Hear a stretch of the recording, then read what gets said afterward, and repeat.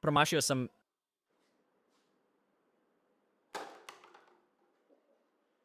Bok ekipa, ovdje Jesse Hu. Prije YouTube-a prošlog ljeta izradio sam ovaj nož. Klijent mi se javio nakon što je vidio ovu oštricu na web stranici i naručio 2 noža s različitim mozaik damask uzorcima i kožnim futrolama. U današnjem videu ću izrađivati ove noževe, zato ostanite uz mene da vidite kako će ispasti. O bože, stega nije dovoljno velika. Dosad sam radio mozaik damask uzorke bazirane na VS uzorku, ali za jedan Bowie nož želim isprobati potpuno novi mozaik. Novi mozaik sastojat će se od više građevnih blokova, a ovdje me vidite kako zavarujem prvi. Ranije ste vidjeli kako označavam komad 1084 markerom, ovdje možete vidjeti prvi građevni blok uzorka. Nije kompliciran, ali kako ga budem dalje kovao i slagao, izgledat će sve zanimljivije. Zapravo je prošlo dosta vremena od mog posljednjeg videa i za to postoje 2 razloga. Prvi sam vam već rekao, a to je da u ovom videu izrađujem 2 oštrice. Drugi razlog je nešto sasvim drugačije, a saznaćete što je to za nekoliko minuta.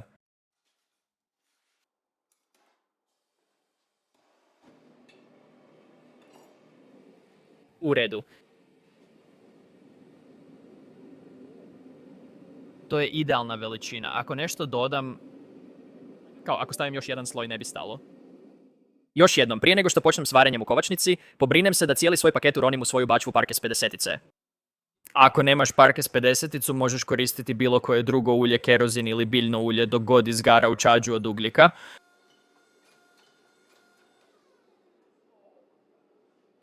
Ljudi često komentiraju i pitaju kako sam nabavio sve ove alate, a najčešće pretpostavljaju da imam bogate roditelje ili sam osvojio lutriju.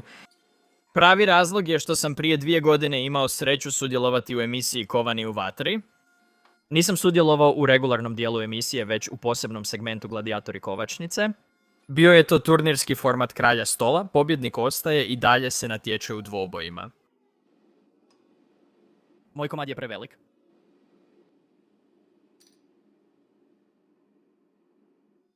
Ali da, natjecao sam se u tom segmentu i osvojio sam pristojnu svotu novca. S tim novcem sam mogao priuštiti cijelu svoju radionicu kakva je sada. Nisam imao ni jedan od ovih alata prije nego što sam otišao u emisiju. Ima još mnogo toga o mom sudjelovanju u Kovan u vatri, ali nisam siguran je li vrijeme za to. Ako pokažete interes, možda ispričam u videu.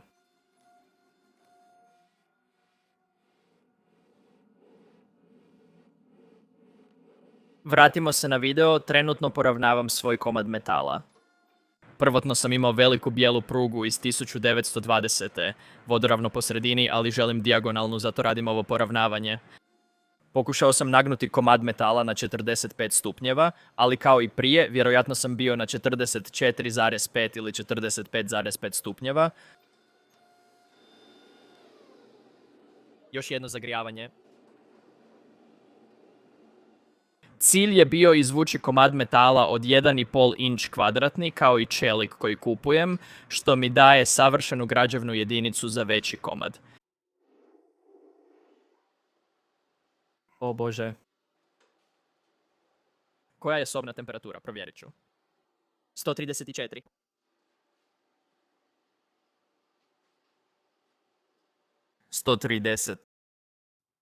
Nema šanse. Imao sam jednu dosjetku, ali sam je zaboravio.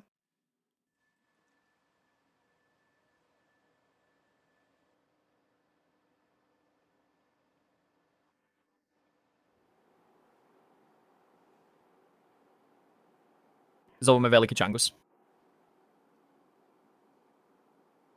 Obrazi su mi toliko veliki da nemam zraka u njima. Izvadio sam umnjake i nisam bio u radionici nekoliko tjedana, ali sada sam se vratio.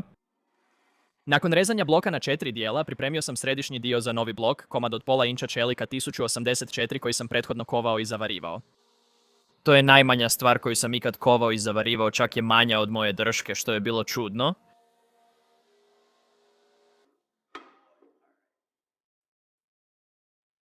Ovo bi trebao biti kvadrat od 1,5 inča, prilično je teško. 9 funti. Ovo su svi građevni blokovi za prvi blok, a za svaki sljedeći blok imat ću još ovakvih. Za pripremu prvog bloka brusim površine većih blokova kako bih ih mogao unijeti i isprobati. Ovaj korak je izuzetno važan kako bi moj uzorak bio onakav kakav želim. Ovo će biti najdosadniji damast uzorak, ali služi kao temelj za zanimljiviji uzorak. U redu, ovo je bio originalni plan, a to je slovo X. Zamislite da je to baš tu. Zamislite da je ovo ovdje. Ovako će izgledati početni komad. Ima 3,5. Što je moja kovačnica? Ovaj komad jedva stane u kovačnicu. Za pripremu zavarivanja odnio sam komad na brusilicu i skinuo ljusku s dvije strane velikog komada. Odlučio sam podesiti brusilicu tako da ide gore dolje umjesto lijevo desno jer mi je to omogućilo da iskre šaljem ravno na pod, a ne u stupnu bušilicu ili tračnu pilu. To je više opteretilo moje bicepse i ramena, ali mi se to svidjelo jer sam svaki put brušenjem vježbao te mišiće.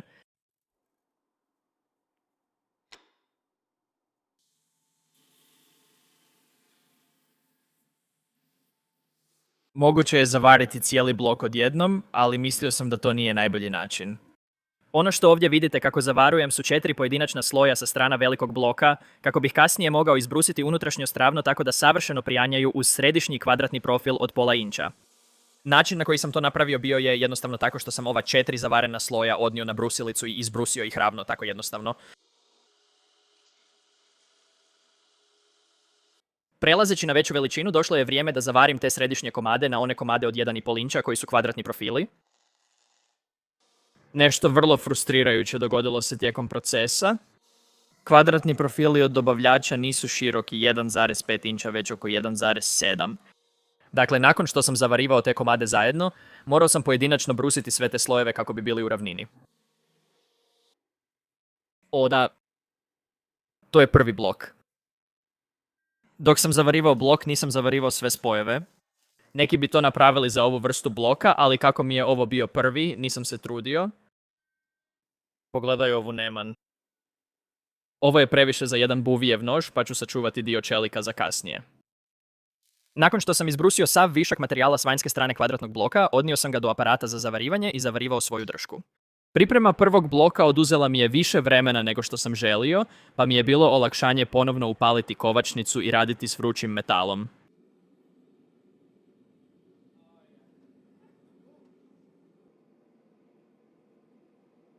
Znao sam da će se blok proširiti tijekom ovog kovačkog zavarivanja, ali nisam znao koliko točno. Postao je toliko velik da se zaglavio na prednjem dijelu kovačnice.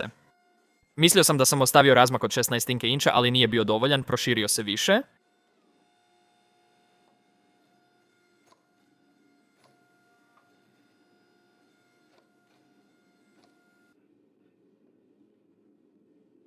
Mislim da smo dobro. Tamo sam tražio bilo kakvu manju promjenu boje između dijelova bloka. Ako se dva komada metala ne dodiruju potpuno, pojavit će se promjena boje zbog temperature, dok će jedan komad čelika imati jednoliku boju preko cijelih linija. Nakon četkanja svi su bili iste boje, što znači da su zavareni spojevi bili čvrsti. Još nemam potpuno razrađenu teoriju kako agresivnost prešanja utječe na izobličenje uzorka. Koristio sam velike ravne čeljusti, izobličenje je bilo minimalno, ali ipak prisutno. Vidim ljude poput Salem Strauba koji koriste velike parne čekiće i čeljusti, udaraju cijelu površinu odjednom bez izobličenja. Neki, poput Kyla Royera, koriste velike hidraulične preše, uzimaju male zalogaje i nemaju izobličenja. Ne vidim razliku između svog i njihovog rada. Kroz cijelu ovu izradu isprobavam nekoliko različitih stvari, ali opet nisam došao do konačnog zaključka.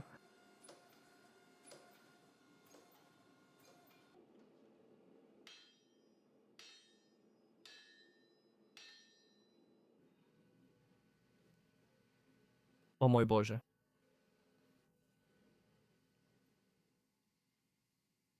U redu, još posla. Zanimljivo je jer školu pohađam u Michiganu i doživljavam tamošnje zime, a ljeti živim u Arizoni, pa mi tijelo većinu vremena nije sigurno što se događa. Zapravo, kad god radim u Arizoni, znojim se kao lud 100% vremena.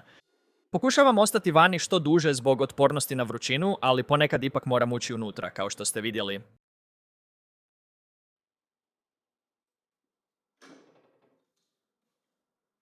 Kao i za zadnje zavarivanje i ubuduće ću testirati 1,5-inčne blokove jetkanjem. Odlučio sam obraditi do granulacije 120. U redu, pogledajmo prvu verziju uzorka. To je gotovo isto što sam nacrtao, osim dijagonala. Biće otprilike ovako, ali s više traka ovdje. Uzorkom koji želim postići je zapravo samo rekurzivni uzorak. Ovo što ste vidjeli je moj osnovni uzorak. U sljedećim uzorcima ću ga proširiti i dodati još traka između.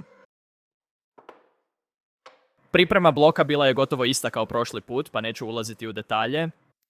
Pokušao sam iskoristiti zavare na završnom bloku kako bih stvorio zanimljiv izgled na praznoj površini. Moram osigurati da ovaj debeli blok odgovara, za razliku od prošlog puta. I uz širenje trebali bismo biti u redu.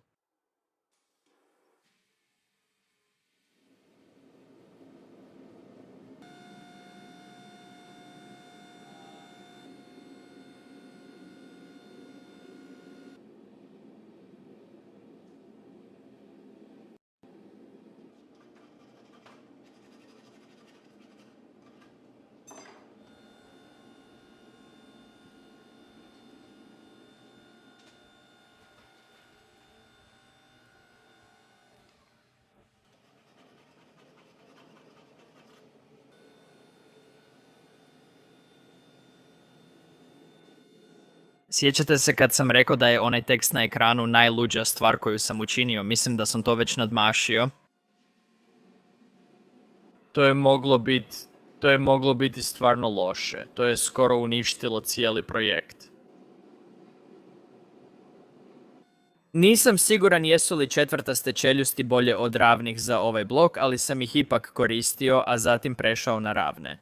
Bilo je zanimljivo, mislim da sam dobio radijalnu distorziju jer četvrtaste čeljusti više pritišću središte bloka nego kutove.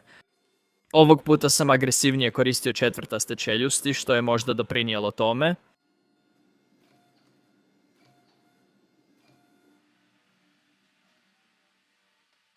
U raid.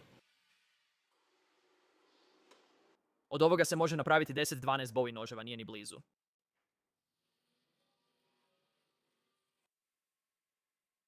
Trebalo bi izgledati dobro, ali ne očekujem da nas oduševi.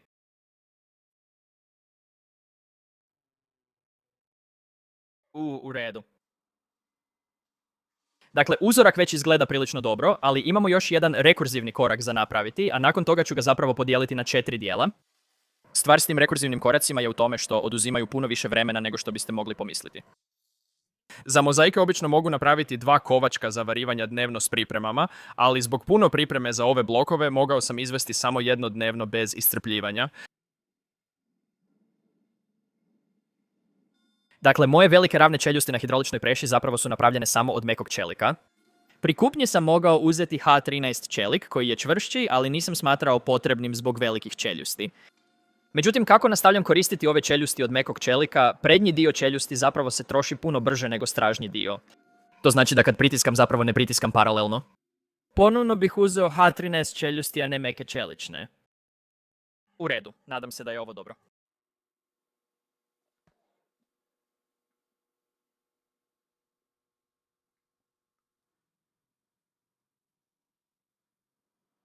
Ovoga puta, jer ne dodajem dijelove u središte gredica, priprema za završno sklapanje bila je vrlo jednostavna. Sve što sam trebao napraviti bilo je osigurati da su sve površine za zavarivanje čiste, a zatim sam odnio materijal do aparata za zavarivanje i zavarivao sve spojeve. Nisam to morao raditi jer uljna barijera već dobro funkcionira, ali nije mi trebalo puno vremena i mogu napraviti još jednu barijeru povrh ove. Ovo je bilo zadnje kovačko zavarivanje za ovaj komad, pa sam poduzeo sve mjere opreza kako ne bih morao ispočetka.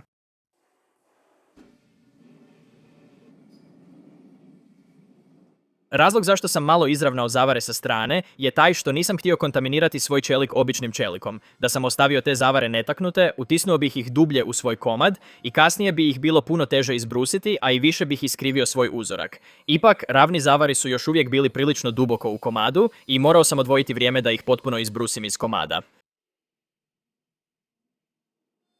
Na YouTubeu ima puno ASMR sadržaja i mislim da je prešanje vrućeg čelika jedan od najboljih ASMR sadržaja koji postoje. Pričao sam gotovo bez prestanka zadnjih 15 minuta, pa ću sada malo zašutjeti i pustiti vas da uživate u ovom ugodnom prešanju.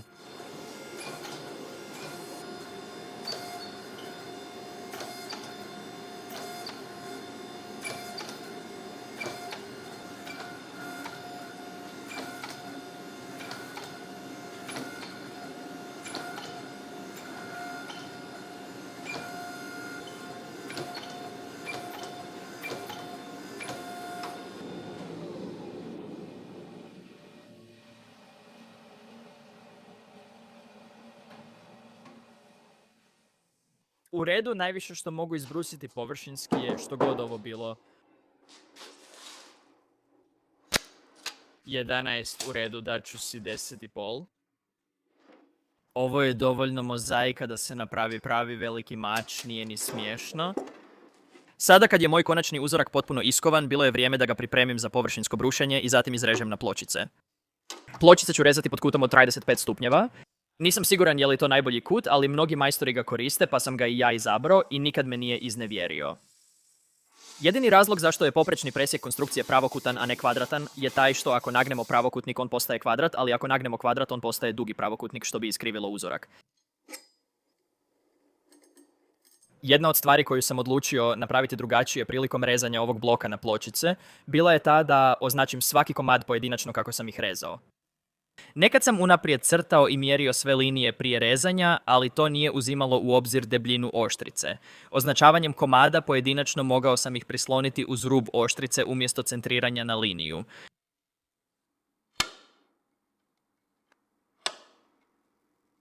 Moje pločice su već bile gotovo iste debljine, ali sam ih brusio na ravnalo da budu savršeno ravne. Tračna pila reže vrlo ravno, ali ostavlja male nazubljene izbočine koje možda nisu potpuno ravne. Koristio sam brusnu traku fajne granulacije da ne skinem previše materijala i postignem bolju obradu. Ovdje ih uvijam na način da se prvi komad podudara s početkom drugog koji se podudara s krajem trećeg i tako dalje. Ovo je jako važno jer omogućuje da cijela oštrica izgleda kao da ima jedan neprekinuti uzorak umjesto da izgleda kao da se pločice nižu jedna za drugom niz oštricu. Da je majstor mozaika Damaska razina 100, a početnik 0, ja sam otprilike na razini 25. Znam da postoje majstori višeg nivoa koji mogu raditi zavarivanje pločica bez metalne obloge, ali ja nisam jedan od njih i neću se pretvarati da jesam. U videu o sjekiru spomenuo sam da imam veliki nepraktičan rezač za lim koji troši puno materijala, pa sam odlučio koristiti tračnu pilu. Ne znam zašto ranije nisam nabavio ovaj stroj, jer toliko olakšava izradu noževa da žalim što nisam davno uložio u njega. Lim služi samo za sprječavanje ulaska kisika između pločica. Nije nužno da se zalemi za pločice. Međutim, to ne znači da ne mogu zalemiti lim za pločice. Čistim unutrašnjost lima da ga mogu zalemiti za pločice. To je kao u emisiji Kovani u vatri kad suci viču jer natjecatelji koriste ili ne koriste korektor pri izradi kanistera. Ne postoji pravi način, ali budući da imam dobre brusilice u garaži, mogu kasnije dodatno brusiti za bolji zavaren spoj. Nakon točkastog zavarivanja svake pločice za lim, obiđem blok i popunim spojeve metal inertni plin žicom. Želim da spojevi budu nepropusni za zrak, ali kasnije ću nanijeti ulje pa ne moram biti potpuno precizan.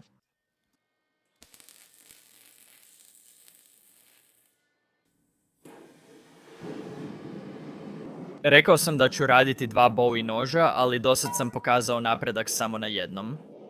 Prikaz cijelog procesa izrade oba Bowie noža trajao bi 4 sata, što ne želim.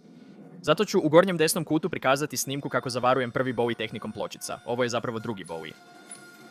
Prvi Bowie napravljen je od mozaik damaska koji sam davno izradio, ali nisam stigao iskovati oštricu. Neću vam sada pokazati uzorak da kasnije u videu kad ga jetkam bude iznenađenje.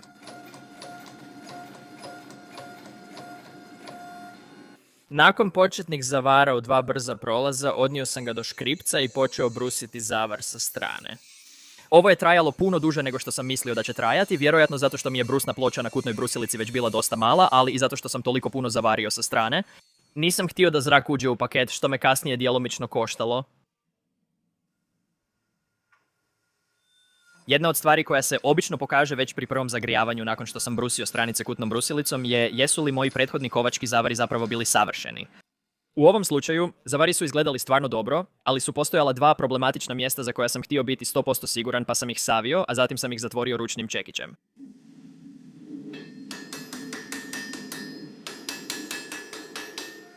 Iz iskustva sam naučio da je kod popravka kovačkog zavara ručnim čekićem važnije udarati brzo nego jako. Ako udarite previše jako, a vaši kovački zavari nisu postavljeni, možete razdvojiti svoj komad, ali ako udarate lagano, izbacujete svu ljusku i pokrivate veću površinu, tako da je to zapravo dobitna situacija.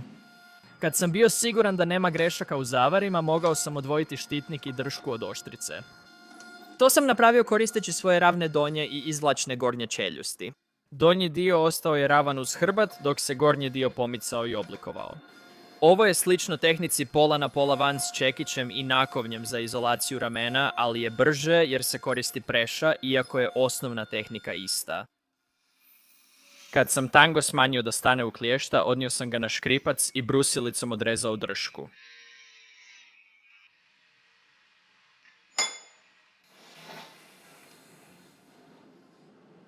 Kod izrade mozaik damaska cijeli tang je od istog materijala, ali to ostaje nevidljivo.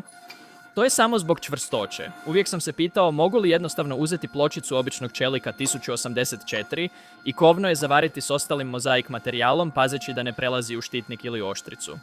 I iskreno to bi uštedjelo toliko dragocjenog mozaika uzorka koji sam napravio, a čak bi bilo i malo čvršće.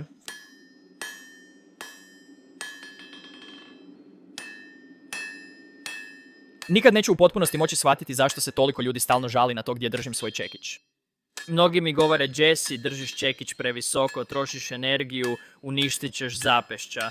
No, mislim da mi čekić ide gore dolje istom brzinom, kao i onima koji ga drže niže. Radimo isti posao, a ja štedim tetivu na vrhu zapešća. Pa gubim li zapravo išta? Nakon završetka drške počinjem razmišljati o kovanju bovi oblika. I prva stvar koju radim za to je da iskovam vrh, ali cilj nije da ga naoštrim do oštrog vrha. Stvar je u tome da kod mozaik damaska ne želite previše iskriviti uzorak. Pokušavam ga dovesti na debljinu od oko 3/4 do 1 inča na vrhu. Izgledat će stvarno veliko i glomazno, ali konačni rezultat za oštricu imat će puno ravnomjerniji uzorak blizu vrha i izgledat će puno manje iskrivljeno.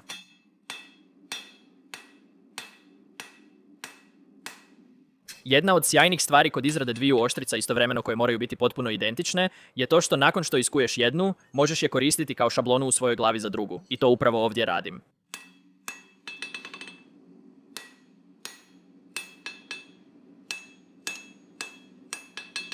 Mnogi izrađivači oštrica kažu da tanje kovanje kasnije štedi trud i smanjuje brušenje. Međutim, to ne vrijedi nužno za svaku situaciju. Još uvijek imam oblogu od mekog čelika na vanjskoj strani oštrice, a mogu je ukloniti samo brušenjem. Kad bih kovao super tenko i iskovao sve fazete do kraja, taj meki čelik bi praktički došao do samog reza, a to ne želim. Još jedna stvar je da ako ostavim oštricu jako debelom, mogu ići na kaljenje s jako debelom oštricom. A stvar s tenkim oštricama koje idu na kaljenje je ta da se one često savijaju, a ja ne želim imati posla s tim kad je riječ o čeliku koji je ovako skup i zahtijeva puno vremena.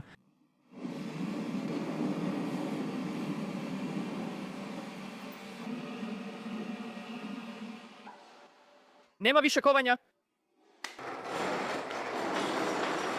Sljedeći korak u izradi ovih dviju oštrica je normalizacija, odnosno 3 ciklusa zagrijavanja i hlađenja. Ovaj proces ima 3 važne svrhe, a prva je homogenizacija koncentracije ugljika u oštrici. Time se postiže ravnomjerna raspodjela ugljika kroz cijelu oštricu.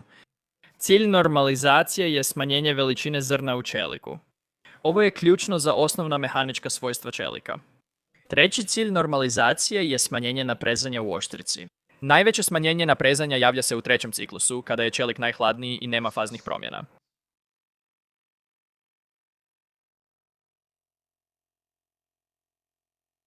Nakon normalizacije oštrica, nosimo ih na stroj za brušenje kako bismo uklonili omotač od mekog čelika. Ako bih kalio oštricu dok je još uvijek omotana mekim čelikom, postoji velika vjerojatnost da bih uzdužno rasparao oštricu. Razlog zašto bi se to dogodilo je taj što kada kalite mekani čelik, on zapravo ne mijenja volumen, ali kada kalite kaljivi čelik, on se neznatno poveća u volumenu. Ako se volumen poveća u sredini, a vanjski slojevi ostanu isti, nastaje snažno savijanje i moguća velika pukotina.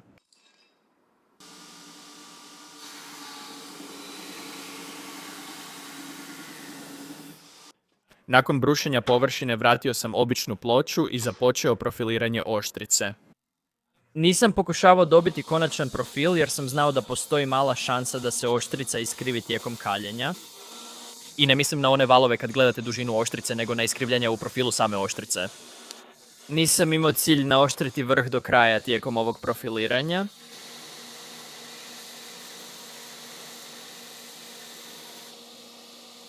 Jedna stvar koju sam ipak htio napraviti prije kaljenja bila je profilirati prijelaz od drške prema rikasu i dalje prema samoj oštrici. Po mom mišljenju, upravo je ovo prijelazno područje ovdje najvažnije za stvarni profil Bowie noža. Primjerice, radije bih odabrao nepravilnu Bowie oštricu sa savršenim rikasom nego savršeni Bowie nož s nepravilnim rikasom i neobičnom drškom. Jedan od načina kako razlikovati meki čelik od visokougljičnog čelika, ako imate ovakvu brusilicu, jest da jednostavno pogledate iskre koje izlaze. Ako iskre na kraju eksplodiraju u male vatromete, vjerojatno ne radite s mekanim ili niskougljičnim čelikom. Siguran sam da postoji način kako grafički prikazati postotak vatrometa koji izlaze iz iskri u odnosu na iskre koje nemaju vatromet, kako bi se dobila prilično dobra procjena udjela ugljika, ali zapravo jedino što možete zaključiti iz toga je radi li se o visokougljičnom ili niskougljičnom čeliku. Nije lako odrediti količinu ugljika. Jedna od prednosti površinskog brušenja mojih oštrica prije grubog brušenja je ta što ću imati dvije savršeno paralelne površine na koje se mogu referirati. Mogu gotovo jamčiti da je crta koju sam upravo ucrtao, označavajući središte mog ruba, savršeno u sredini moje oštrice u odnosu na sve što bi trebala biti. Da ne povučem ove crte i samo pogledam niz rub oštrice kako bi bio siguran da je ravan, mogao bih jamčiti da je ravan, ali ne mogu jamčiti da je rub zapravo centriran na oštricu. Ucrtavanje ove crte mi pomaže jamčiti da je zaista centriran. Ovaj stil brušenja znatno se razlikuje od onog koji inače koristim. Obično volim započeti zakošenja pod točnim kutom koji će imati kad budu gotova. Ali ovdje počinjem s vrlo tupim kutom i počinjem vrlo kratko. A to znači da vršim puno veći pritisak na trake nego što sam navikao.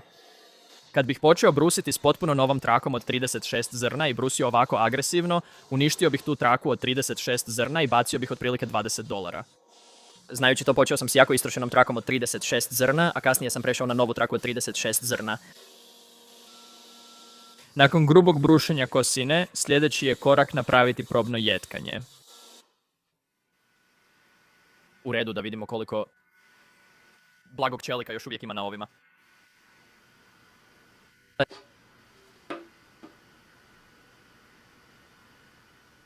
Šta? Probno jetkanje mi omogućuje... Možeš vidjeti nedostatke zavara. Na ova dva noža imam manju grešku u zavarivanju. I nalazi se na idealnom mjestu za brušenje. Ova svijetla točka,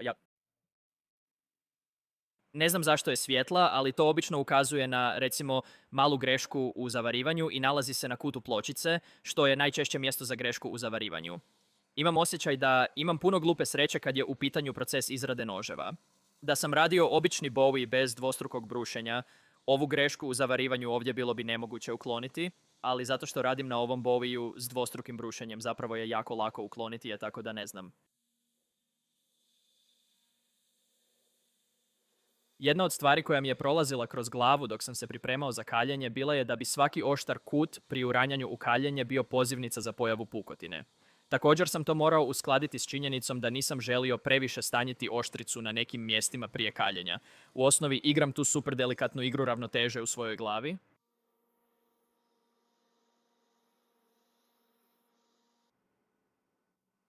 Postoji svemir gdje sve ide savršeno i svemir gdje se oba komada slome, pa moram početi iz početka.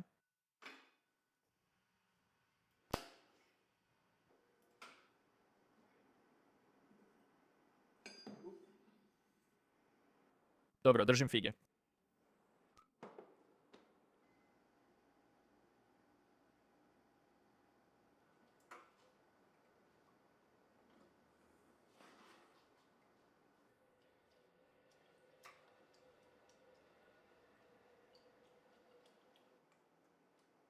Mislim da je to dobro prošlo.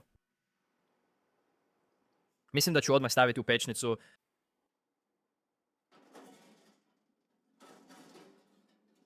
Dok je prva oštrica bila u pečnici, brinuo sam se za drugu koja je dulje ostala i imala drugačije uvjete.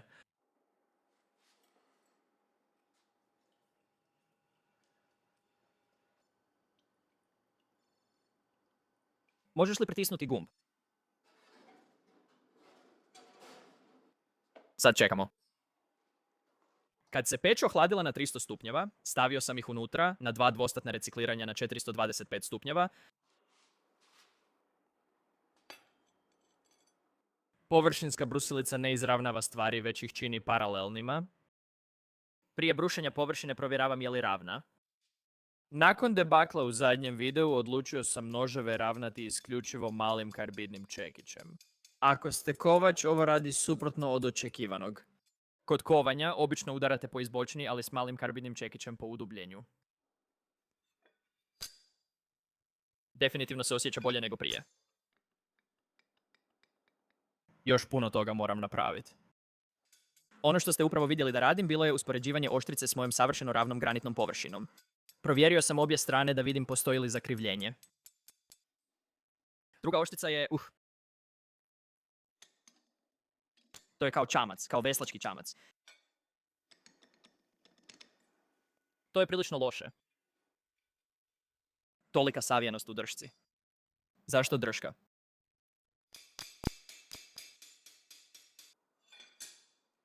Dovoljno blizu za brušenje površine. Cilj ove operacije brušenja bio je prijeći na granulaciju 120 i izjednačiti debljinu obje oštrice bez uklanjanja previše materijala. U redu, debljina ove 0,2785. 0,2780. To je unutar pola tisućinke inča. Prilično sam zadovoljan s tim. Razlog zašto sam želio da budu iste debljine nema veze s funkcijom. Moj klijent je tražio 2 ista noža, pa bih se osjećao kao da ne ispunjavam zahtjev ako su različite debljine. Držeći se teme izrade 2 potpuno ista noža, zapravo sam ih stegnuo zajedno kako bih osigurao da profili budu potpuno isti. Vjerojatno sam to mogao napraviti na drugačiji način, napraviti šablonu i nacrtati je na svaki od njih, ali ova metoda je uzela malo manje vremena i nije kao da bi konačni proizvod bio išta lošiji. Zanimljivo kod Bowie noža s dvostrukim oštrenjem je da središnji greben ovisi o širini rikasa. Taj središnji greben mora zapravo savršeno prepoloviti rikaso, ako je i malo viši ili niži, jednostavno će izgledati stvarno čudno. Sviđa li mi se to? Mislim da da. Ako gledaš moje videe kako bi preskočio učenje pri izradi vlastitog noža, preporučujem ti da promijeniš takav način razmišljanja. A razlog zašto to govorim je taj što kad god netko radi ili izrađuje nešto, ima svoje vlastite navike i one su jako, jako jedinstvene. Zato ti predlažem da umjesto da radiš točno ono što ja radim, pogledaš što želiš postići i pokušaš pronaći najbolje metode koje odgovaraju tvom vlastitom stilu izrade. Ovo nije brz proces ni na koji način. Moraš puno puta pogriješiti i puno se prilagođavati, ali nakon tog procesa učenja imat ćeš stil izrade koji je savršeno prilagođen tvojim vlastitim navikama. Nakon označavanja središnje linije trebalo je ukloniti puno materijala s oba Bowie noža. Oduvijek sam preferirao brušenje iz ruke, bez stola ili potiskivača, ali htio sam naučiti novi stil. Nakon nekoliko sati vježbe i stjecanja mišićne memorije, zapravo mi se počeo sviđati. Imao sam puno veću kontrolu nad kutom između oštrice i brusilice, a mogao sam i ravnomjernije pritiskati cijelom dužinom oštrice. Sljedeći korak bi bio korištenje potiskivača, kako sam ranije spomenuo, jer bih tada preciznije određivao pritisak na oštricu, ali mi to izgleda dosadno i još ne želim. Mislim da sam još uvijek dovoljno mlad da mogu unijeti malo kaosa u svoje brušenje. Nakon što sam skinuo dovoljno materijala, bilo je vrijeme za gledanje zakošenja na leđnoj strani oštrice. Nisam ih planirao naoštriti, ali su morali biti centrirani i prilično tenki.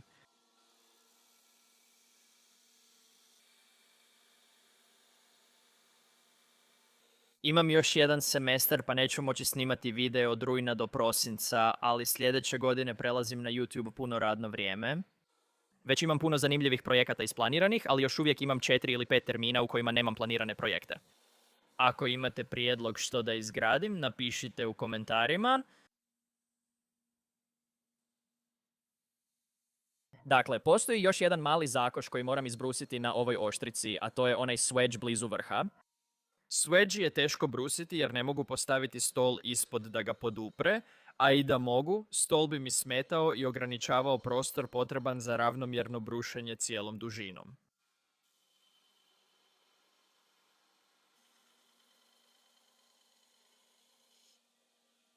Kad sam bio zadovoljan swedgeom, vratio sam se glavnim zakošenjima.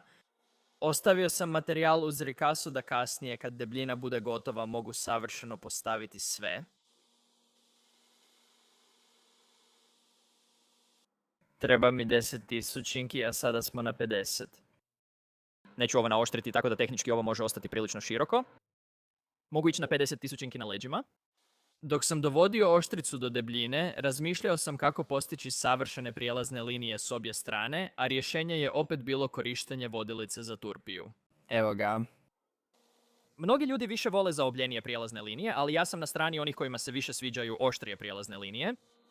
To sam postigao idući ravno uz vodilicu turpija na brusnu traku. To je zastrašujuće, ali brzi i čist način rada.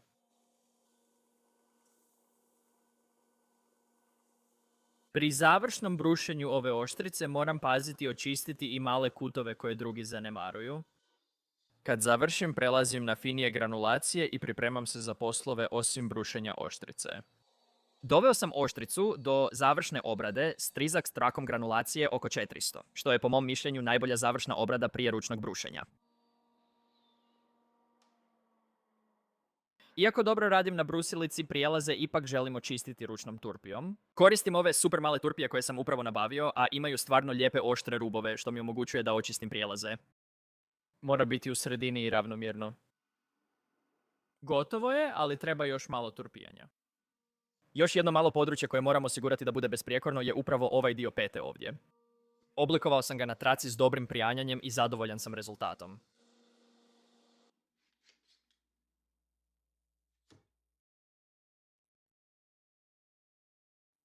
Osjećam se opet kao Big Changos. Dakle, trenutno zapravo ne brusim cijelu oštricu ručno, već brusim samo rikaso, i to zato što ću sljedeće postavljati štitnik. Da bih bio siguran da štitnik savršeno pristaje, trebam imati lijepo ravno područje kako bih mogao provjeriti je li sve savršeno.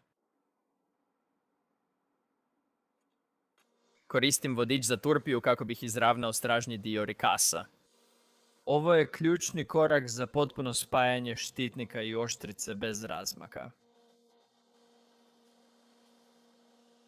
Ovdje brusim trn tanji od rikasa, što je zanimljivo. Teško je turpijati kanal potpuno paralelan s obje strane, pa ovako imam više prostora za manevriranje i ne moram biti savršen.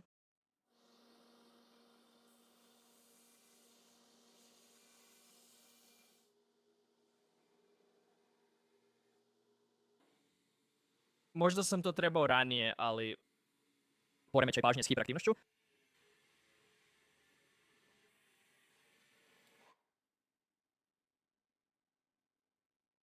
Možda je mana što ne skiciram, ali moram procijeniti koliko mi materijala treba za blokadu. Želim nešto ovako, nešto poput ovoga. Ovo ide malo gore.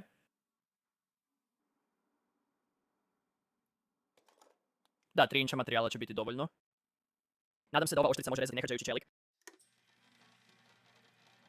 Mislim da ne reže. Nadam se da će ovo uspjeti. Moja horizontalna tračna pila može rezati nehrđajući čelik, ali oštrica je bila previše tupa. Wow, to je trajalo samo oko 7 godina.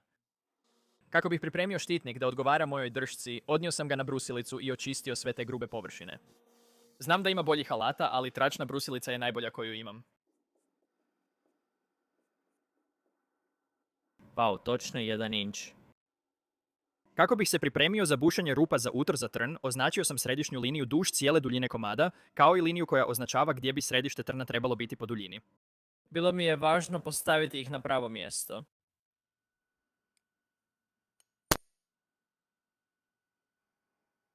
Loše udaram šilom, ali svrdla su mi nešto manja od potrebnog, što je dobro.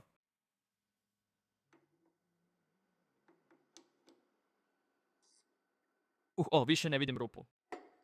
Kao što sam već rekao, namjerno sam koristio svrdla manja od potrebnog za ovu operaciju. To sam napravio zato što, ako imam premali utor, mogu ga turpijom proširiti na savršenu veličinu za moj jezičak. Znam da je moj jezičak manji od štitnika, ali želio sam da rad bude precizniji i da utor ne pomiče.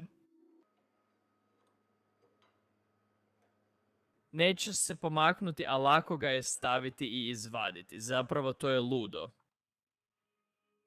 Koliko će života ovo trajati? O Bože. Znam da se uvijek žalim kako mi za nešto treba nekoliko života, ali ovo je prva stvar koju sam ikad radio, a da sam stvarno imao osjećaj kao da traje nekoliko života. Želim mlin, ali isto tako ne želim umanjiti sav trud koji drugi ljudi moraju uložiti.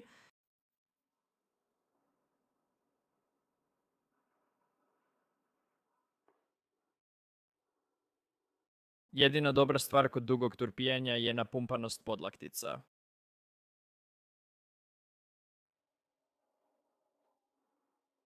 S prednje strane sam gotovo savršen. S leđa sam daleko od savršenog, tako da... Hajde da vidimo kako to popraviti, može?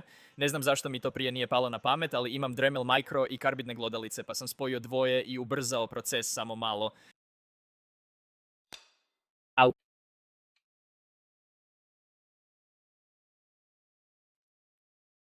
Ovaj zadnji imao je 6 mm napretka, što je 3 puta više nego obično.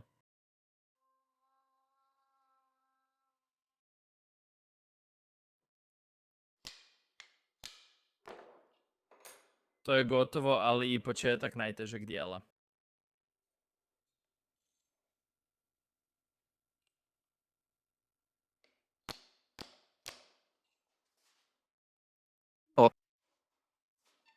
Šta?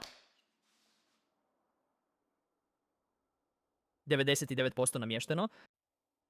Kad je štitnik bio namješten, počeo sam razmišljati o odstojniku između njega i bloka drške. Odlučio sam se ponovno za messing, jer jedina druga dva materijala koja sam imao bila su silikonska bronca i bakar, a silikonska bronca je malo mat, a bakar, jednostavno mi se ne sviđa bakar.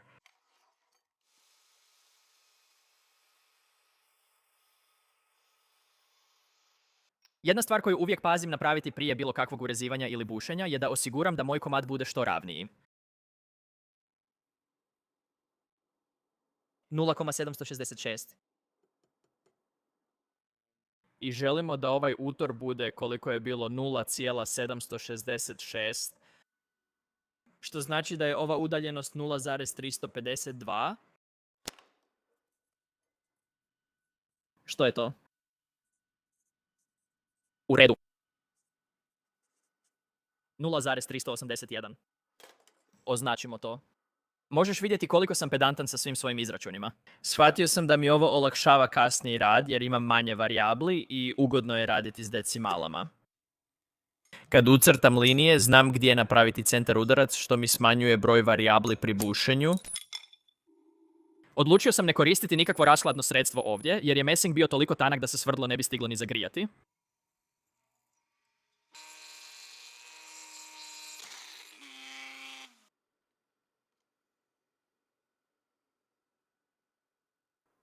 Moram kupiti fireball stegu. Iskreno, taj me trenutak prestrašio, ali distancer je ostao neoštećen. O moj Bože, prošlo je tek par minuta i već klizi. Zato što je turpijanje oba štitnika za obje bove oduzelo toliko vremena, malo sam postao neosjetljiv na to koliko turpijanje zapravo može biti brzo. Razdjelnici su bili tanji od 16 inča, a turpijanje ugodno. Zapravo je prilično blizu. Mislim da mi treba jedan potez s turpijom.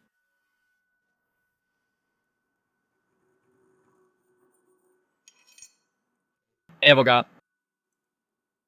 Za drške ću koristiti ovaj prekrasni blok kovrčave koa drveta.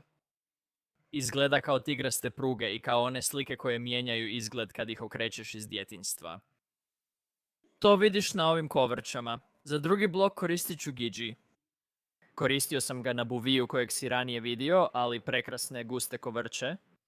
Nije ga potrebno stabilizirati jer je pun smole. Nakon odabira materijala za dršku, očistio sam ih na brusilici i pripremio za izrezivanje utora. Moram osigurati da su moje strane savršeno pod pravim kutom i da je površina savršeno ravna.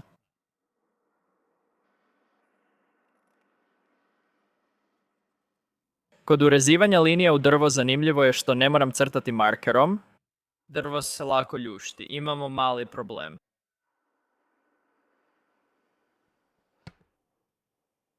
Dobro, ovo je prekratko. Pa imam ovo. Plan je bio započeti rupe kraćom svrdlom koje sam već imao, a zatim bih kasnije koristio veće svrdlo da proširim rupe na njihovu konačnu duljinu. Bio sam malo zabrinut da bi, ako počnem s duljim svrdlom, moje rupe bile malo manje precizne zbog toga koliko je svrdlo dugo.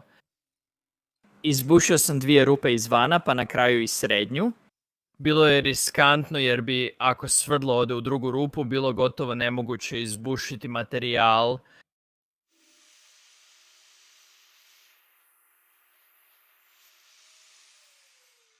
Kako bih znao dubinu bušenja, izmjerio sam svrdlo po duljini trna i označio crtu markerom. Kad je crta markera dosegla vrh drvenog bloka, znao sam da će rupa biti prave dubine. Nema šanse da ovo još stane. Iskreno ne znam kako je uopće uspjelo ući, možda zato što sam bio naviknut na one spojeve sa štitnicima, ali to se jednostavno ne događa. Koristio sam kombinaciju raznih alata kako bih proširio ovaj utor na potrebnu veličinu. Koristio sam turpije, rašpe i ovu bušilicu.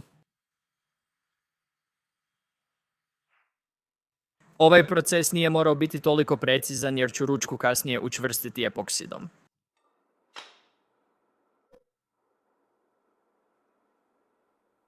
Nakon 9 godina rada.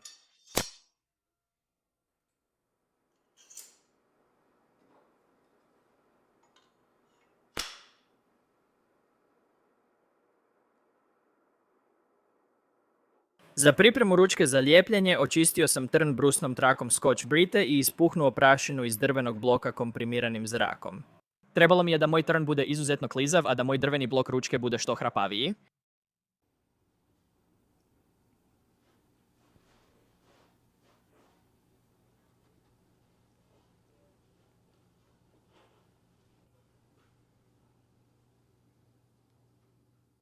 Iako sam očistio trn Scotch Brite trackom, epoksid bi se i dalje lijepio, pa sam morao premazati trn i ostale dijelove vazelinom ili petrolatumom. Čuo sam da drugi koriste stvari poput voska u pasti ili pčelinjeg voska, ali ja sam uvijek koristio vazelin i to mi je uvijek funkcioniralo.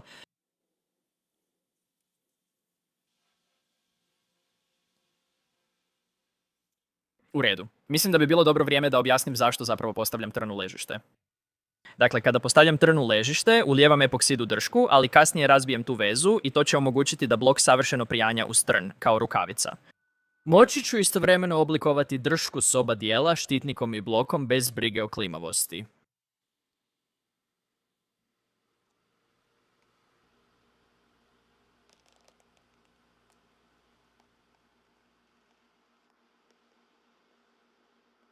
Izuzetno je važno da uklonim sav višak epoksida s oštrice. Prvo to radim suhom krpom iz radionice, a zatim se vratim i očistim s malo acetona na štapićima za uši.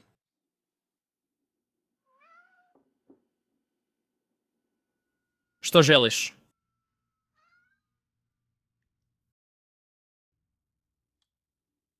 Trebam provjeriti da nije zalijepljeno i ponovno stegnuti da epoksid zadrži oblik trna. Sada kada je moj blok drške savršeno prilagođen trnu, bilo je vrijeme za malo čišćenja, a onda napokon mogu početi oblikovati ovu monstruoznu dršku koja je trenutno na mojoj oštrici. Ovo je mjesto gdje ovo treba početi. Linija treba biti ravna. Shvatio sam u ovom trenutku da je moj utor za pero zapravo bio otprilike 10 stupnja izvan pravog kuta, pa sam ga odnio na brusilicu nakon što sam povukao nekoliko crta i izbrusio ga ravno. Jedan od dizajnerskih elemenata ove drške je taj što sam želio da rikasu zapravo prolazi kroz cijelu dršku. Širina rikasa trebala je biti širina moje drške. Želim malo rentati o termodinamici. Mislim da velika većina ljudi misli da ako uzmete nešto vruće i uronite to u vodu, da će se odmah ohladiti i izjednačiti s temperaturom vode. To se ne događa. Znam to iz iskustva jer sam više puta uronio ovo u vodu, miješao nekoliko sekundi, izvadio i opet opekao ruku. Čini se da nema otvora. O moj... Šta?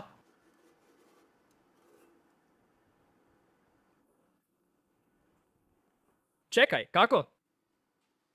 Ne znam kako mi se usisavač toliko začepio. Znam da obično brusim ugljični čelik, a zaštita je od nehrđajućeg, ali svejedno čovječe. S obzirom na zaštitu, bilo je vrijeme da poravnam drveni blok. Ono što sam tamo radio bilo je da sam usklađivao širinu zaštite i iscrtavao linije sa strane drva kako bih znao kako poravnati blok. Površina mora biti pod pravim kutom na oštricu da bih mogao oblikovati dršku. U ovoj fazi procesa znao sam da sam spreman oblikovati dršku, ali sam nedavno proveo toliko vremena na brusilici da sam htio napraviti pauzu i zapravo ručno brusiti oštricu. Na Blade Showu su mi prijatelji pokazali da je moja tehnika ručnog brušenja vrlo neučinkovita. Poslušao sam njihove savjete, izradio novu letvicu za brušenje i time ubrzao proces. O moj Bože. Vidim da napredak dolazi. Ovako se osjećaju majstori noževa. Mogu ručno brusiti i vidjeti rezultate. Ono što sada radim razlikuje se od onoga što sam prije radio. Je to što sada koristim samo jedan sloj brusnog papira, a zatim imam svoju dršku za ručno brušenje koja podupire taj jedan sloj. Prije sam više puta omotavao dršku brusnim papirom kako bih uštedio vrijeme na zamjeni. Međutim, to dovodi do toga da brusni papir podupire brusni papir čineći ga mekšim, a zbog toga obavlja puno manje posla. Brže se kreće, ali mi je i dalje sporo. Moja se odlučnost promijenila.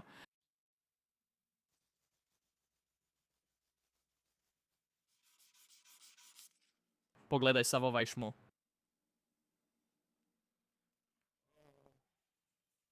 Treba mi novi prsti, nova ramena, novi bicepsi, nova leđa, nova jezgra, novi mozak. Pred kraj sam gubio živce, ali ručno brušenje je nužno. Ne znam je li ovo svetogrđe za aluminijske čeljusti, ali... Ako napravim nešto ovako, onda kao... Pokušavam biti siguran da moj štitnik ima S oblik. Ne znam je li ovo najbolji način, ali meni je najbolji.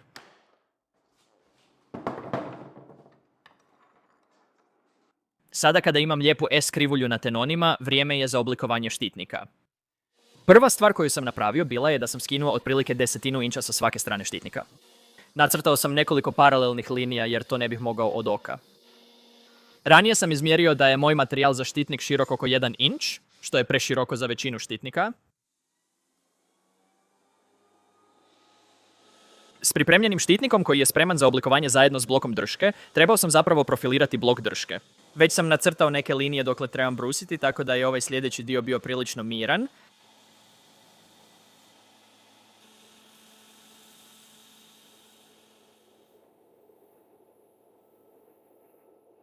Dok oblikujem dršku, želim spomenuti koliko vremena treba za snimanje glasovnih naracija za svaki video. Mislim da je najbolji način da to objasnim da vam jednostavno kažem koliko sam ih snimio za svoj video o kanati. Snimio sam 812 glasovnih zapisa. Neki su bili loši, neki su bili dobri, ali ukupno sam snimio 800 njih, što je prilično ludo za ovaj video. Već sam na zapisu broj 878, ali iskreno, to je zato što sam malo ispao iz vježbe i ponekad se spotaknem o vlastite riječi.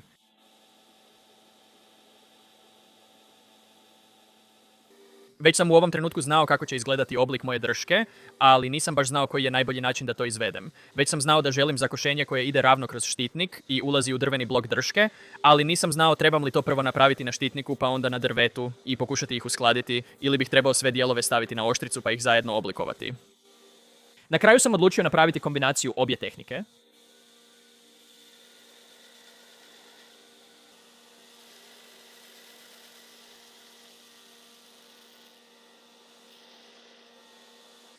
Sad kad sam oblikovao štitnik, želim izraditi drveni blok sa štitnikom na oštrici kao jednu cjelinu da vidim kako linije teku. Oštre trake su zanimljive bez obzira brusite li drvo ili metal. Ako brusite metal novom trakom, kasnije nećete moći brusiti drvo istom trakom. Ali ako prvo brusite drvo s njom, i dalje ćete moći brusiti metal. To je zato što kada brusite drvo, stvarno želite oštru traku koja će rezati drvo umjesto da ga spaljuje. Ako je prvo koristite na metalu, zrnca će se istrošiti što povećava toplinu i količinu spaljenog drva.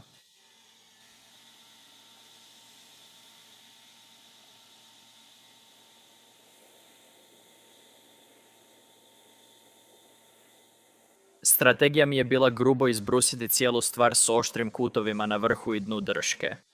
Kasnije bih ponovno radio i zaobljavao oblik.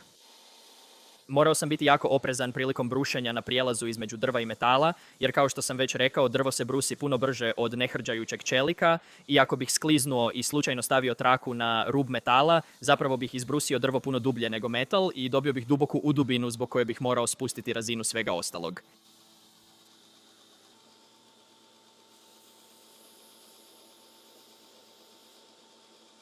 Prije zaokruživanja kutova želim pomaknuti ovu liniju. Ovaj kut bi trebao biti sličan stražnjem, a ovaj ovdje je znatno viši od drugog. Planiram to malo suziti prema unutra i odrediti debljinu na tom dijelu. Za oštar kut koristio sam bočnu stranu ploče i pazio da traka viri preko ruba. To mi je omogućilo oštriji kut, no nastavke s kotačićima rijetko koristim jer ih nisam dugo imao, pa sam većinu brušenja radio s ravnom pločom.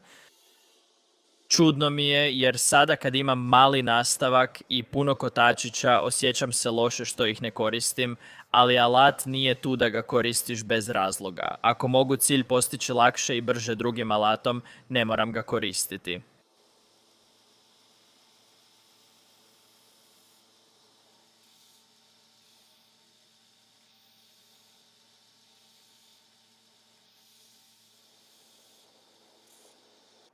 Zalijepit ću razmaknicu na štitnik super ljepilom. Gotovo da uopće nema popuštanja. Ima oko 1000 inča popuštanja, što je previše za savršeno oblikovanje. Kako nastavljam svoje putovanje u izradi noževa, osjećam da me nekoliko stvari sve više i više počinje smetati. Razmaknica se pomicala tako malo, gotovo neprimjetno, golim okom to nisi mogao vidjeti, ali mogao si osjetiti, i to je nešto s čime bih bio sasvim zadovoljan prije otprilike godinu dana. Ali sada, budući da pokušavam raditi sve bolje i bolje, nisam to mogao samo tako zanemariti, pa sam upotrijebio taj super ljepilo kako bih osigurao da se ne pomiče. Kasnije sam to izbrusio da ne smeta spoju sa štitnikom. Vrlo sam siguran u radu s brusilicom, ali nisam uspio dovesti ovaj štitnik do potpuno konačnog oblika koji sam želio. Odnio sam ga na Fireball škripac i turpijama očistio linije. Mislim da sam do ovog trenutka već proveo nešto glupo, tipa 20 do 30 sati za ovim stolom radeći razne poslove s turpijom i iskreno bio sam potpuno spreman završiti. Lakše mi je jer sam dešnjak. Druga strana je nezgodna. Volio bih da sam jednostavno ambidextran. Ali to bi možda učinilo život prelakim. Kad sam bio zadovoljan oblikom i debljinom čuvara, vratio sam ih na brusilicu. Ovaj put sam koristio trake od Scotch Brite umjesto brusnih. Na čuvaru sam pilom napravio duboke ogrebotine, a ove trake ih mogu ukloniti i olakšati brušenje.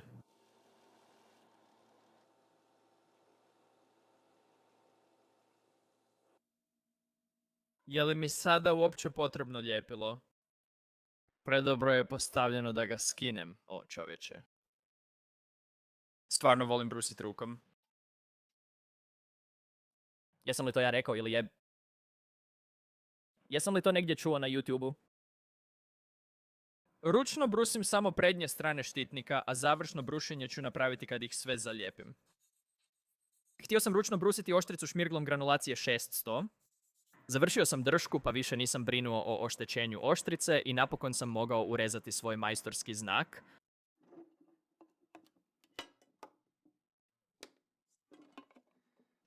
Ovo je zadovoljavajući dio pa ću malo zašutjeti.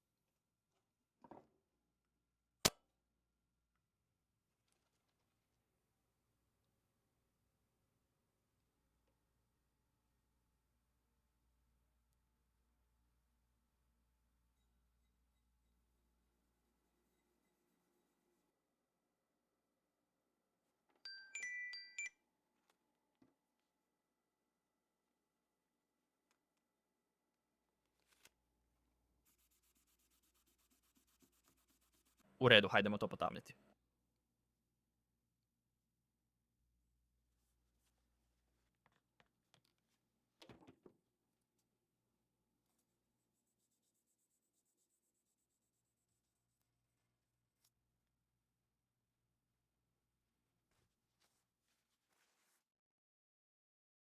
Vrijeme je za mali trening. Nikada u životu nisam napravio kožnu futrolu, pa sam odlučio učiti od nekoga tko ih je napravio mnogo.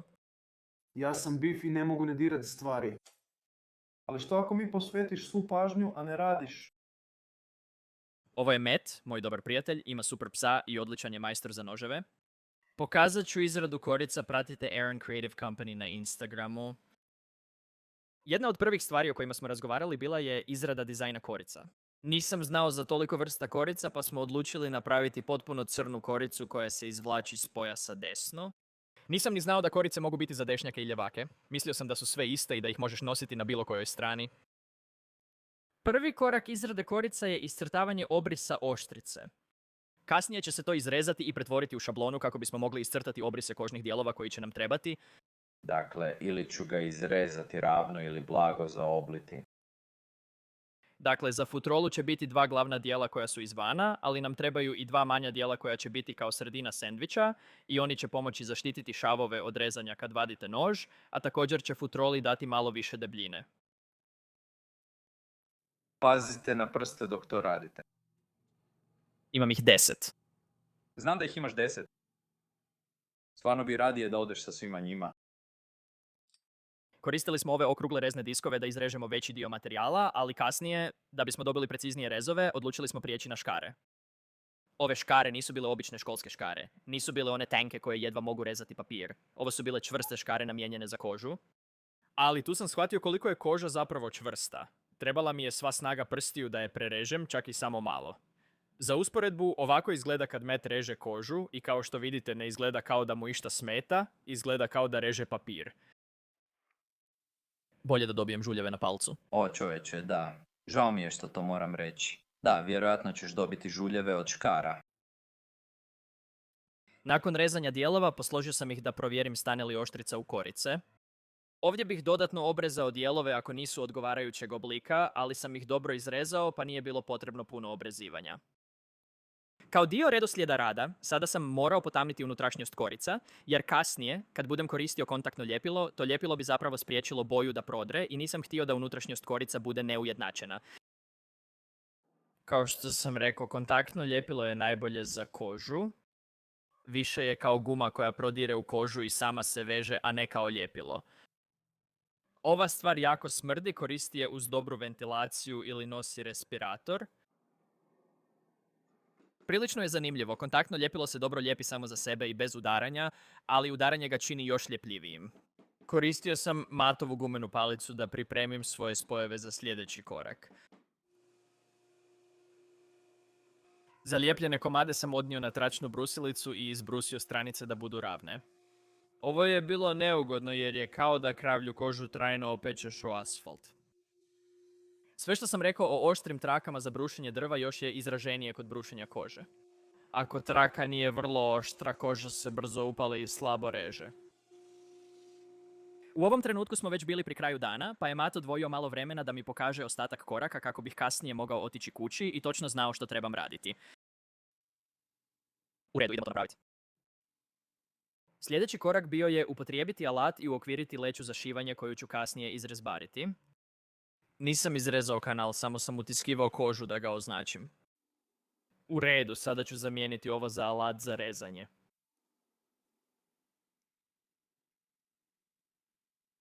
Ovaj sljedeći utor koji upravo ovdje urezujem zapravo ima nekoliko svrha. Prva svrha je da znam gdje kasnije bušiti rupe, a druga je što šav ima debljinu pa uklanjam materijal da šavovi kasnije ne strše previše iz utora. Ovaj proces bio je vrlo zadovoljavajuć i golicnuo je moj mozak. Planirao sam napraviti 2 reda šivanja, pa sam svaki rub obišao 2 put. 2 reda šivanja na ovoj futroli možda su pretjerana, ali želim da traje generacijama, pa sam ih dodao za dodatnu izdržljivost. Zatim je trebalo teksturirati vanjske dijelove futrole. Razaram ga jer mi treba čvrsta podloga za teksturiranje. Još je malo ljepljivo, što je dobro.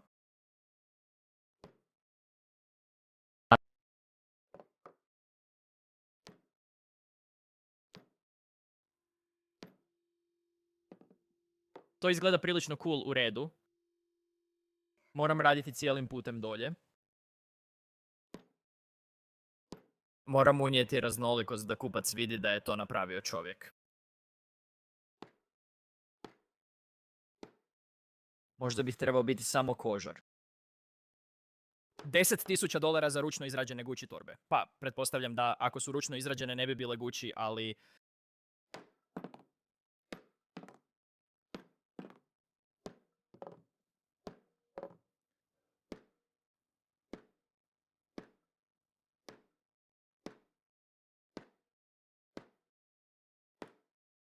Nakon teksturiranja počeo sam razmišljati o omči za remen. Koristio sam tanju kožu jer sam je morao presaviti pa bi inače bila predebela. Mislim da želim da moja omča za remen viri otprilike 5 cm iznad vrha korica.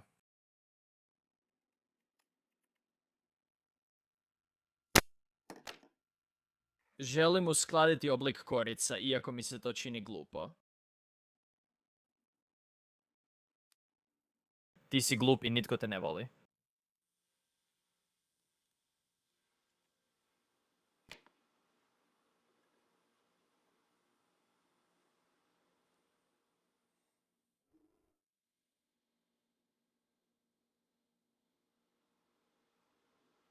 Brate, stisak mi je 170, ali ne mogu ovo otvoriti.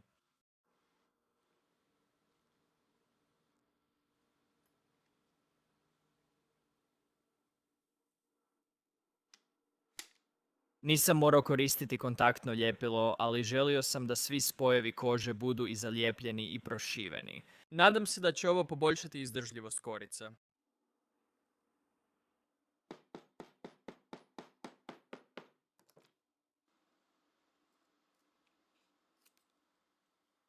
Sljedeći korak bio je brušenje prednjeg dijela korica. Htio sam da rub korica dođe do prednje strane štitnika i da to bude baš kao rukavica, savršeno prijanjanje. To će poboljšati izgled komada i, iako je zahtijevalo više posla, isplatilo se.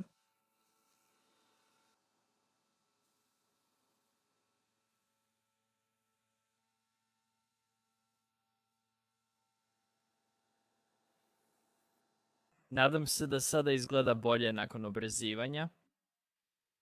O da, to nam se sviđa. U redu, jer će korice biti crne. Koristit ćemo smeđu boju.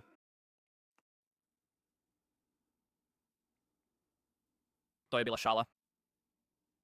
Wow. Morao sam se uvjeriti da su svi dijelovi koje ću kasnije spojiti već obojani prije nego što počnem šivati. To je zato što koristim voštani konac, a vosak bi zapravo odbijao boju. To prilično dobro miriše. Nemoj njuškati. Ne, šalim se. Mislim da uzmem malo ovoga i protrljam sa strane.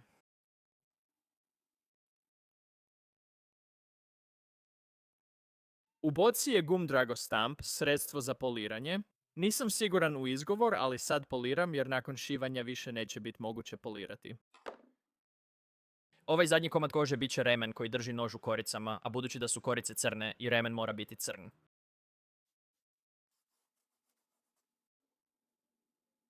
Ako dodam malo karnauba kreme, sve će još više sjajiti, pa sada ne brini, trenutno je mat završna obrada, kužiš. Mat završna obrada. Ponosan sam na tu šalu i želim se ispričati za sve loše šale u zadnjih 5 minuta. Mislim da bih to htio okriviti na udisanje kontaktnog ljepila, ali ne znam je li to baš jako loš izgovor.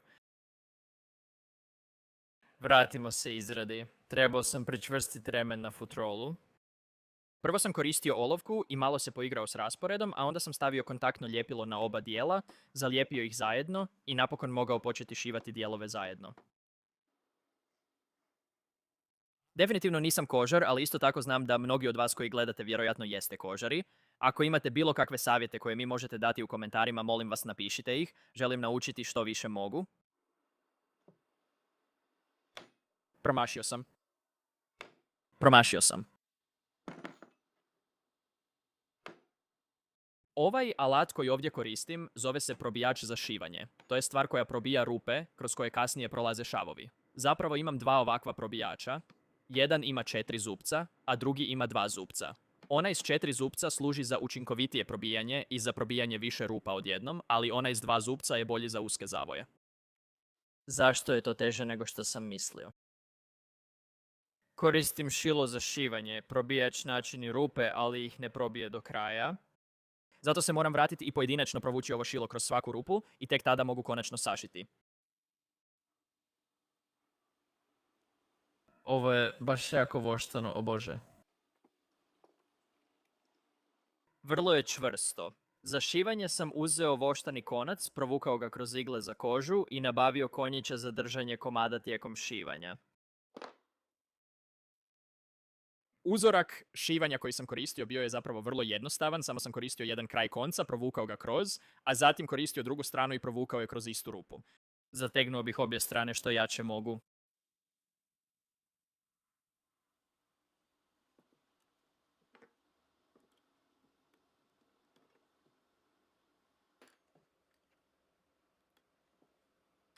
Trebalo sam si ostaviti više pređe, ali imat ću dovoljno. Lakše povlačim kad imam više.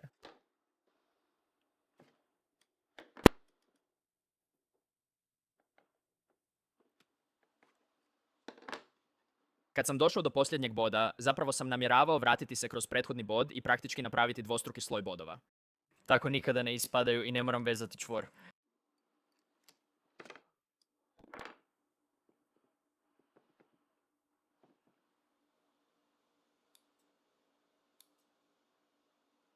Sada kad je remen prišiven, bilo je vrijeme da prišijem omču za pojas. Ova će biti zanimljiva jer zbog debljine remena neću imati punu površinu kontakta. Popravio sam to udarcem čekića, kao što većina kovača radi kad naiđu na problem.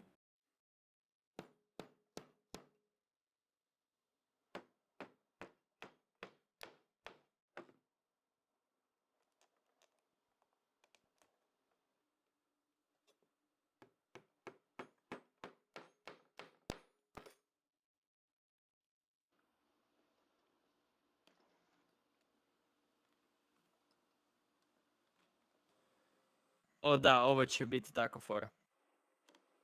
Želim ovo zadržati. Nakon što sam prišio omču za remen, razmišljao sam o mehanizmu zatvaranja. Trebao sam probušiti rupu kroz skorice, ali bile su preduboke za bušač rupa, pa sam ga možda oštetio, no napravio sam rupu. Sada mogu samo zavrnuti ovog tipa i dobro ga stegnuti da ne ispadne. Previše strši. Koliko znam, nije dovoljno napraviti rupu, treba i mali rez iznad nje.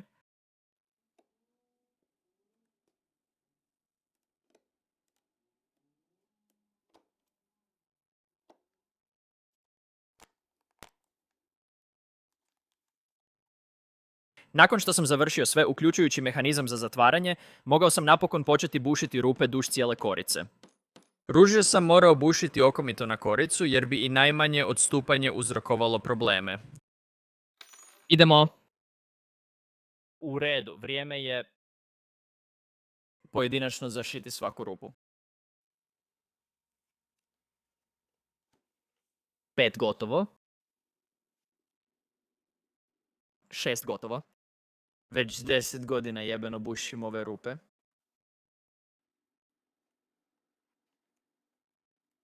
O, sad mi je jedan u prstu. U redu.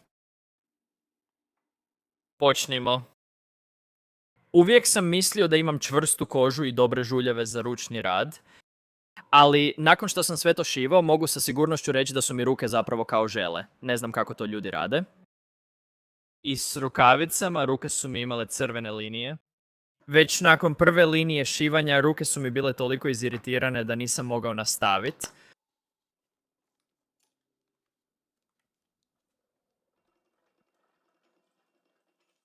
Čovječe, što?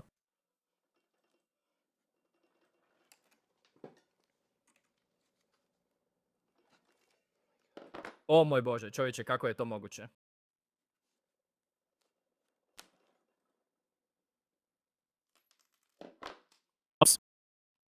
U redu, idemo dalje. U redu, idemo dalje na 5. iglu za danas.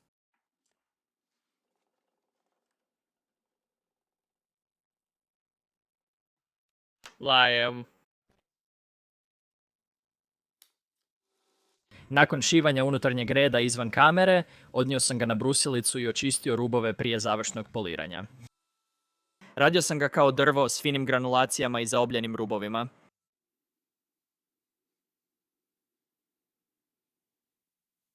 Nakon što sam obojio rubove u crno, nanio sam još malo one gum traga kante, a zatim sam ovim komadom drva polirao sve rubove.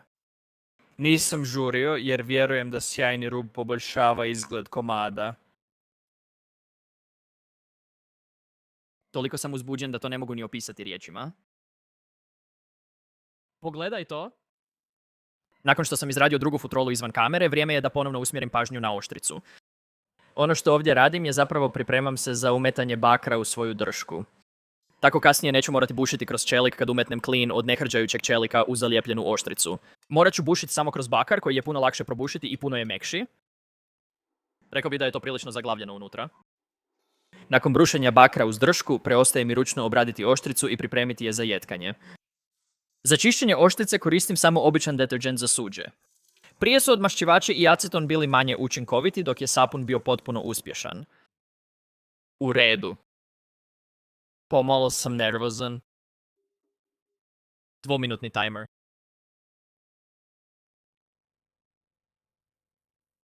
U redu? O moj Bože.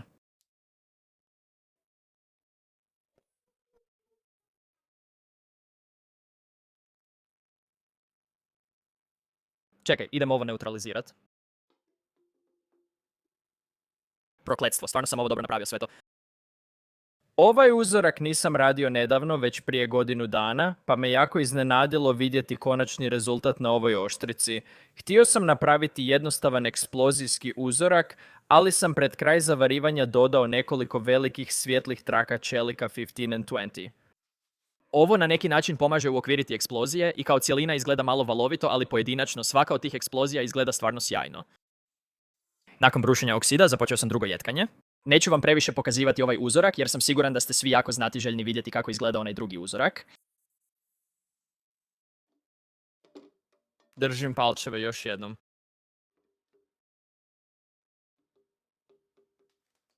U redu? Wow. Što? Znaš onu scenu u One Punch Manu s ogromnim brodom i labirintom, crtež, zar ovo ne izgleda isto? Mislim da će samo oko 5% publike shvatiti ovu referencu, ali za njih se nadam da ima smisla. Ali da, opet brusim sve okside kako bih pripremio za drugo jetkanje. Kao što sam rekao u videu o katanama, drugo jetkanje je zbog dubine uzorka.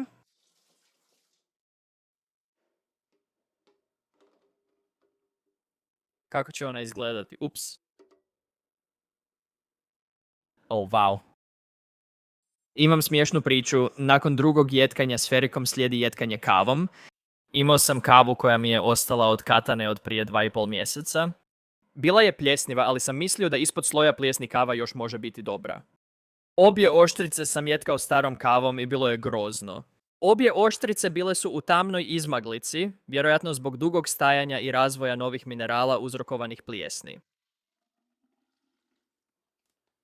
U redu, drugo jetkanje kavom.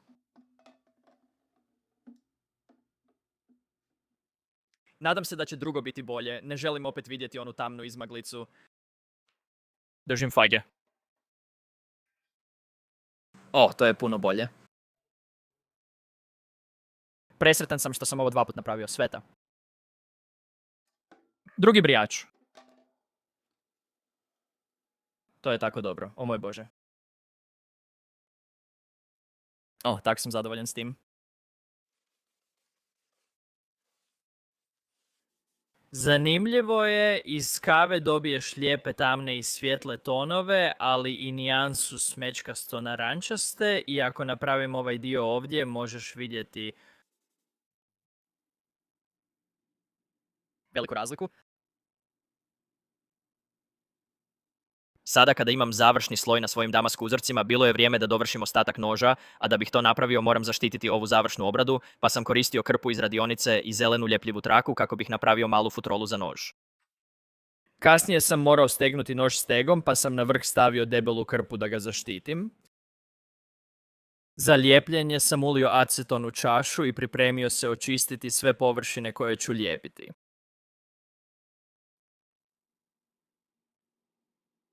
Treba mi dugo miješanje jer će ovo zauvijek držati oštricu zajedno.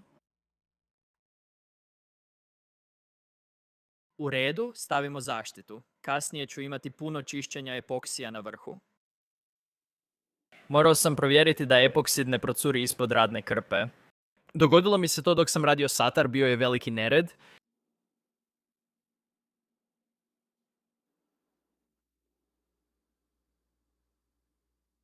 Zbog ranije postavljene drške bilo je teško navući blok drške za konačno lijepljenje. Spoj je bio toliko precizan da epoksid jedva izlazi iz drške i završava u kanti za smeće.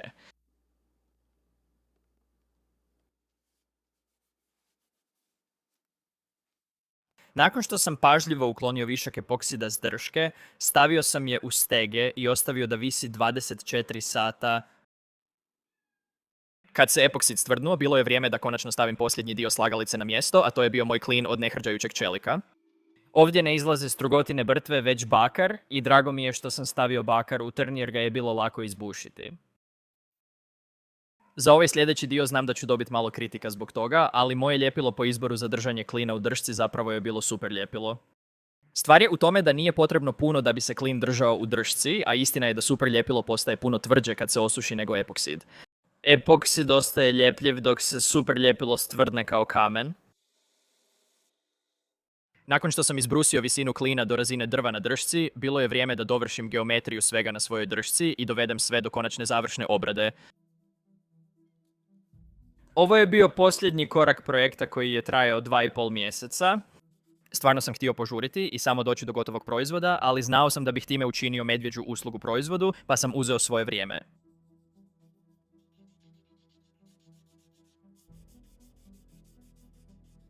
Bilo je toliko stvari koje su ovaj projekt učinile jednim od najtežih koje sam ikada radio. Dovesti prilagodbu i završnu obradu oštrice koju izrađujem na razinu koju želim je teško, ali dovesti dvije sestrinske oštrice na tu istu razinu prilagodbe i završne obrade bilo je daleko teže. Izuzetno sam zadovoljan kako su obje ispale i uzbuđen što vam mogu predstaviti mozaik Damaskus Bowie noževe.